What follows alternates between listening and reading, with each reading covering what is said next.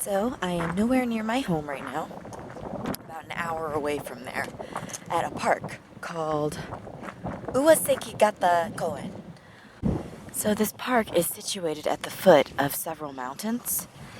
So I guess that would actually be the feet of several mountains, plural of foot. And it's really nice. It's kind of surrounded by rice paddies, which is interesting to me because it's basically like an island surrounded by rice paddies. But if you come through here, you can see that there's plenty of places where you can like have a picnic. There are different like lakes and ponds around here. There's sculptures. It's really nice.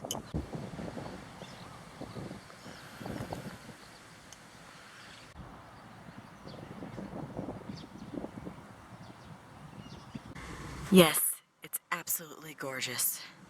Definitely worth the drive. It sucks though because over there you can see there's this boardwalk that goes out into like the shallows and the marshes, but it's closed right now, so we can't go out there.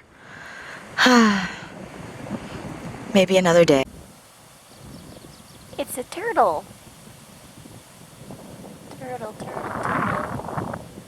Hello, beautiful.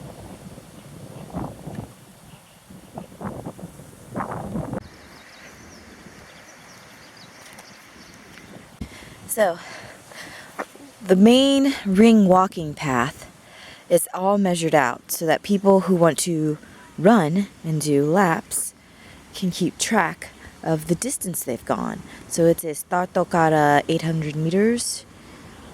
I know that half of that was Japanese, half of it was English, but so basically the start for the course is 800 meters from here. So you could either go to the start of the course and time yourself or track your distance from there, or you could start tracking your distance from there and just do the math. I guess that's just a personal choice. But it's really nice and convenient. And if I was going to be running laps somewhere, I think I would prefer to be doing it here than on a race track kind of thing. So the main reason why I wanted to come to Uwasekigata Koen was because it is a wildlife protection area, and it's supposed to be some sort of like wetland refugee sort of refuge kind of area, not refugee, and there's supposed to be a lot of like different bird species and things like that. I mean, I've already seen a turtle and I've only been here for what, like 5 minutes, so I'm really hoping to see some birds or some ducks or just interesting Japanese wildlife.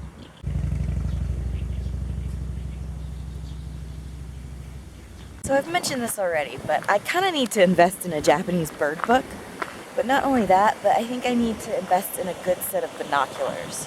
Because in America, my family and I, we did bird watching a lot. And here, I kind of want to do it too. And there's a waterfall. A man-made waterfall.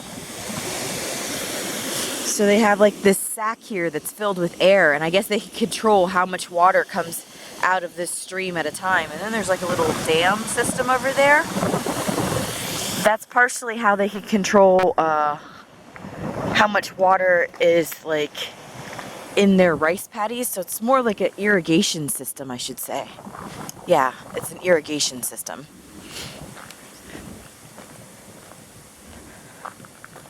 You can see over here are the rice paddies, and they're slightly more elevated than the streams below, and then the streams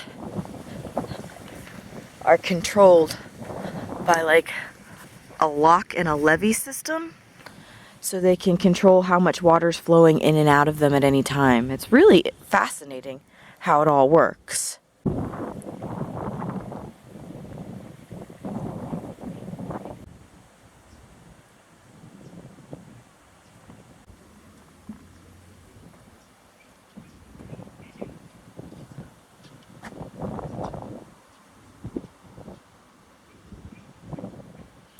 One kilometer down. Little ducklings and their mama. How cute. Those clouds are amazing. Now I kind of wish I brought my own lunch. That way I can have a nice little picnic. I most certainly would love to have a picnic right here.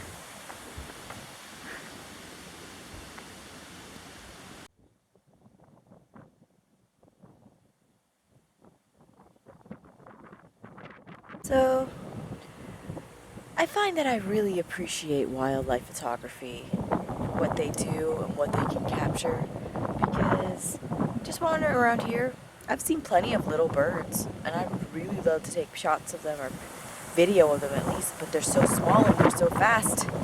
It's really hard to.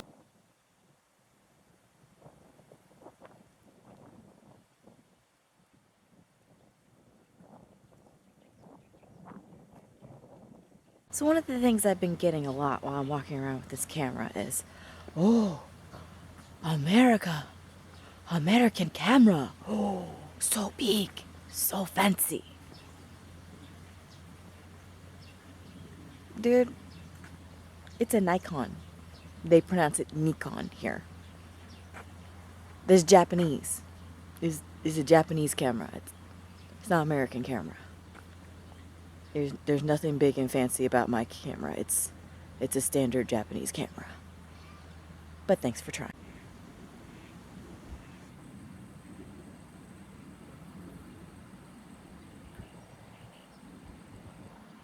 I still want to go out on that boardwalk. This is really interesting. This tree has two different colored flowers on it. Well, actually, no, it's three. You have white, you kind of have the darker pink, and then you have this really light pink color.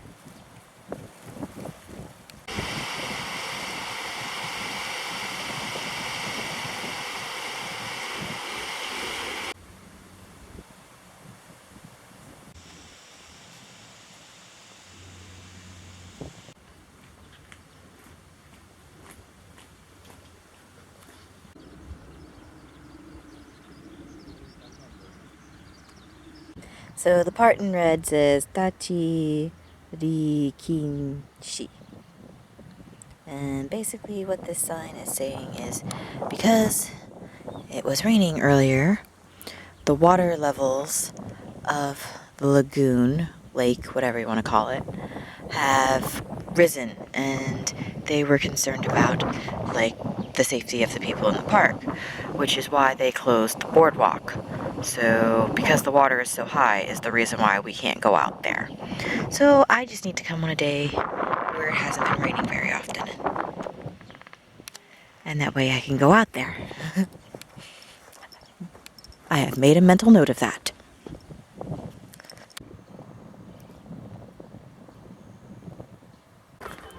It's a really large picnic area and a playground. Pretty nice. Like with a super slide and everything. And it looks like they have some sort of like pedal go-kart course too.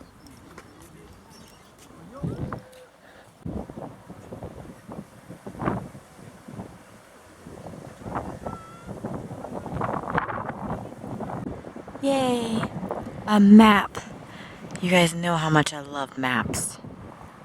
And so we were up there right now, or not where we are.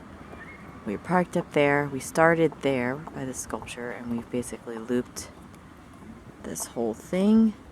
The brown part is the part in the middle where we couldn't actually go because of the high water.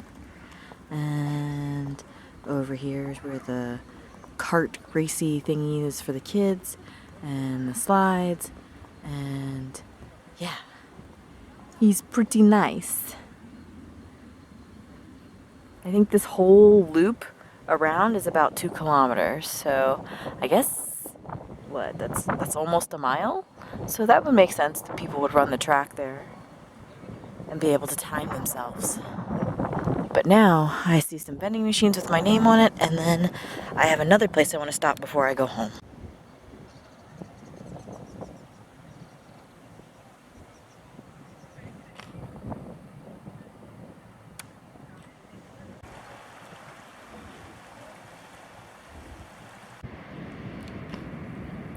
Yeah, I was close enough by I wanted to stop by the ocean. Time to go.